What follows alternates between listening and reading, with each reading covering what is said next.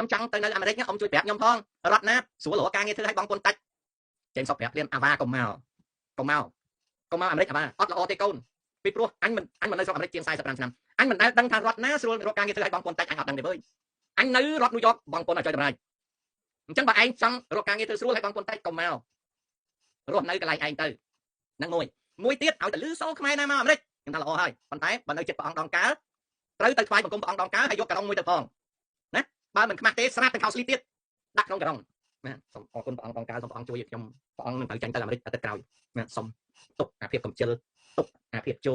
ទុកអាបនសាក់អីណាកដួយឆ្ងាញ់កាច់ទៅយុះអីណាមកក្តីអីកលៀងបៀងអីសាក់អីបោះទុកក្នុងការ៉ុងហ្នឹងហើយស្រាប់ទាំងខោខ្លីហើយកាត់ទាំងអាចទៀតណាកាត់ម្ដងសុំកាត់ម្ដងដើម្បីឲ្យអស់ណាអាចរនៅក្តាប់អាចខ្ញុំបកាត់ណាដែលស៊ីជោជាកម្រិតមួយដងផងដាក់ទៅក្នុងក្រុងទៀងกระดาษមួយទៀតណាមកកាត់សុំកាត់អាចជាលើកទី2កម្រិតទី2ដងផងកាត់អាចឲ្យអស់ជាតិខ្ជិលទុកឲ្យបងដងការនឹងសុំកាត់អាចកម្រិតទី3ណាសុំនោមចោលអារឿងជោអារឿងកាត់ទៅយុះដំកែទុកចោលឲ្យអស់ហើយចាំមកជន់ដីអាមេរិកដឹងតែពីមានលុយមានកាក់ចាយដឹងតែពីមានលុយមានកាក់ចាយតែបើថាមកដល់អាមេរិកចង់មកនិយាយប្រាប់ខ្ញុំថាបងចេនឯងដឹង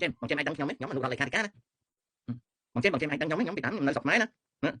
សុំបីដឹងខ្ញុំជិះឡានមានគេបើកឡានឲ្យខ្ញុំណាអានឹងកុំមកនៅក្នុងហើយព្រោះស្រុកខ្មែរវាសុបាយជាង